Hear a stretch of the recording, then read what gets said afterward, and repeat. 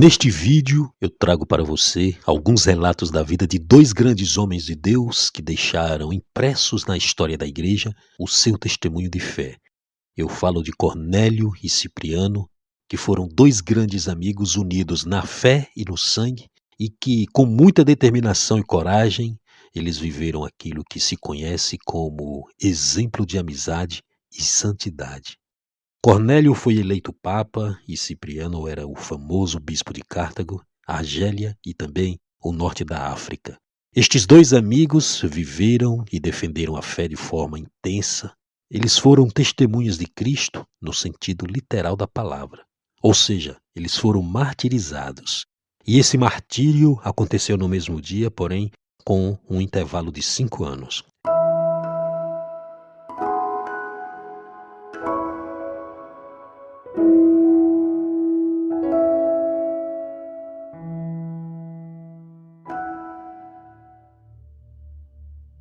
Cornélio nasceu em Roma, foi eleito papa em 251, depois de um longo período vacante na Cátedra de São Pedro, ou seja, esse é um período que ficamos sem papa devido à violenta perseguição que foi imposta pelo imperador Décio.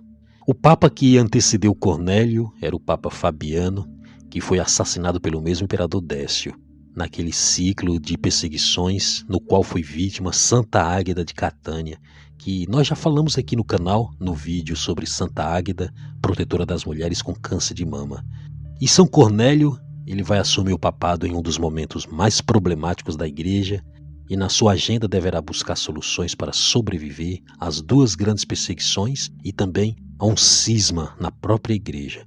No entanto, ele se revelou um grande líder espiritual, político e diplomático, tanto que ele foi considerado mais tarde como um modelo e inspiração para os futuros papas. Cornélio foi eleito de forma quase unânime, só não foi porque houve quem a contestasse. Havia ali um bispo de nome Novaciano, muito conhecido, muito famoso naquela época, e ele pregava uma doutrina muito diferente da doutrina dos apóstolos e dos bispos da Santa Igreja. Ele proclamava, por exemplo, que a Igreja Católica não tinha o poder para perdoar os pecados. Entretanto, o Papa Cornélio se opôs a Novaciano e sustentava que o perdão devia ser concedido para o pecador que estava verdadeiramente arrependido.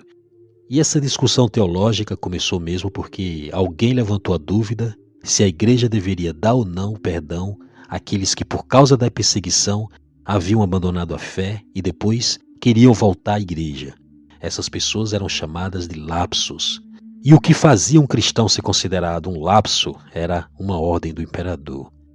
Um decreto imperial exigia que as pessoas, principalmente os cristãos, deveriam apresentar-se ao magistrado de sua província e requerer um libellus, isto é, um certificado que os declarasse que eles eram boas pessoas e honestos cidadãos. Mas para ter o tal certificado, era preciso que o cristão também cumprisse uma simples formalidade pública. E essa formalidade consistia em jogar alguns grãos de incenso no braseiro diante de um ídolo pagão. E para escapar dessa apostasia obrigatória, muita gente fugiu para uma vida clandestina nos campos. O martírio do Papa Fabiano, ele está diretamente relacionado com isso, porque ele não quis acender o incenso aos deuses pagãos e muito menos quis fugir de Roma. E havia também um grupo daqueles que, além de não querer fugir nem morrer, também não queriam deixar de ser cristãos. Por isso, eles preferiam o caminho da astúcia e subornavam os funcionários públicos para que obtivessem o tal certificado no mercado negro. Esses cristãos foram chamados de libelados, ou seja, aqueles que tinham o libellus. E também tinha outro grupo de pessoas dentro da igreja que talvez tenha dado origem a toda essa discussão, que era o grupo daquelas pessoas que por algum medo ou interesse, eles renegavam a fé e por isso eram chamados de lapsos ou decaídos. Porém, muitos desses decaídos, mais tarde, arrependidos, queriam voltar à igreja. E desde que houvesse arrependimento verdadeiro e penitência, é claro que a igreja estava aberta a essas pessoas. E o bispo Novaciano, ele acreditava que estas pessoas que haviam parado de praticar a fé durante a perseguição, elas não tinham mais o direito e não poderiam ser aceitos de volta na igreja, mesmo se eles se arrependessem verdadeiramente. E os partidários de Novaciano começaram a acusar o Papa Cornélio de ter um discurso muito indulgente e compreensivo demais para com esses desertores lapsos. Aliás, o próprio Novaciano acusava o Papa pessoalmente de ser ele um libelado, ou seja, de ter comprado no mercado negro o tal certificado para viver bem com o Estado. E é interessante notar que Novaciano também ele tinha concorrido e perdido a eleição para Papa, mas ele estava decidido e foi avante na sua luta pelo poder. Com o apoio de alguns poucos bispos, como por exemplo o bispo de Antioquia e outros leigos de Roma, Novaciano se proclamou Papa. Na verdade ele se fez um antipapa, e essa foi a razão que conduziu a igreja pelo caminho do cisma. Enquanto não se chegava a uma solução teológica, fora da igreja muitos acreditavam que o imperador Décio estava adorando toda essa divisão que enfraquecia a igreja, e por isso ele teria razões de sobra para impedir o quanto pôde a eleição de um novo papa. Ele só não impediu mais porque teve que participar da Batalha de Abritos contra os godos, que invadiram a fronteira do império na região que hoje é a Bulgária. Aliás, a eleição de Cornélio só foi possível devido a essa ausência do imperador. Mas o Papa Cornélio ele teve o apoio praticamente de toda a cristandade, e entre os que apoiavam o Papa estavam São Cipriano, que foi o bispo de Cartago, Argélia e norte da África. E foi nesse período que Cipriano escreveu o seu tratado mais importante sobre a unidade da igreja. E para resolver essa questão, Cornélio convocou um sínodo no concílio de Cartago e sua legitimidade como papa foi reafirmada, enquanto que Novaciano foi excomungado. E neste sínodo ficou decidido que os cristãos que apostataram durante as perseguições só poderiam voltar a receber a Eucaristia novamente se eles se arrependessem e fizessem penitência. E enquanto tudo isso acontecia em Roma, no campo de batalha de Abritos, o imperador Décio encerrava seus dias de forma trágica. E como seu substituto, as legiões de soldados aclamaram Caio Galo, que era o antigo general de Décio. Essa era uma época bastante turbulenta no Império Romano, por muita instabilidade política, anarquia militar, tanto que os imperadores duravam no máximo 2 ou 3 anos no poder. Já no ano seguinte, o ano 252 d.C., Galo deu continuidade à perseguição dos cristãos e enviou para o exílio o Papa Cornélio.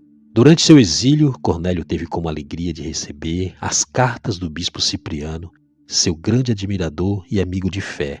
Era o único que se dignava mandar para o ex-papa algumas palavras de consolo. E mesmo estando no sofrimento do exílio, o Papa Cornélio foi sentenciado à morte por decapitação pelo imperador Galo. Isso porque o Papa não aceitava prestar culto aos deuses pagãos. Em 258, o imperador Valeriano já estava no poder e fez questão de lembrar-se do bispo Cipriano.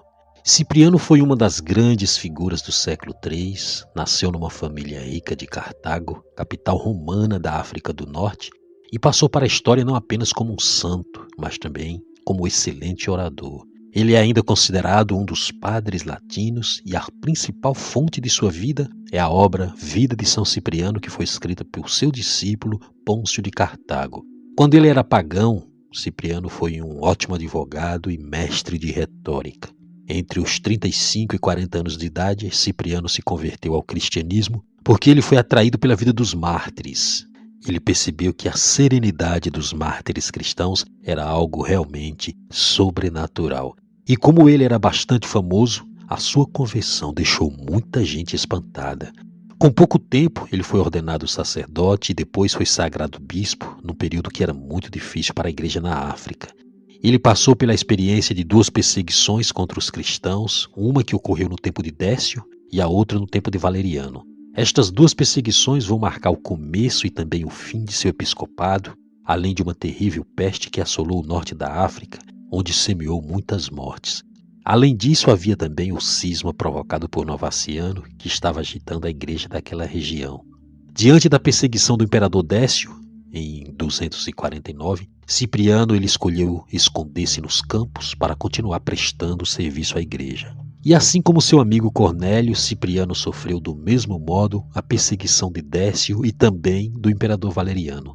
Cipriano foi denunciado, preso e processado por continuar celebrando missas e se opondo a oferecer sacrifício aos deuses pagãos. Dizem as atas de seu processo de martírio que, quando ele soube de sua condenação, simplesmente deu graças a Deus pela oportunidade de morrer por Cristo. Era o dia 16 de setembro de 258. Neste mesmo dia, em 253, o Papa Cornélio também recebeu a coroa dos mártires. 5 anos de diferença, este é o tempo que separa o martírio desses dois grandes amigos que foram unidos na fé e no apoio em tempos difíceis, sempre dando testemunho de perseverança e amor a Deus.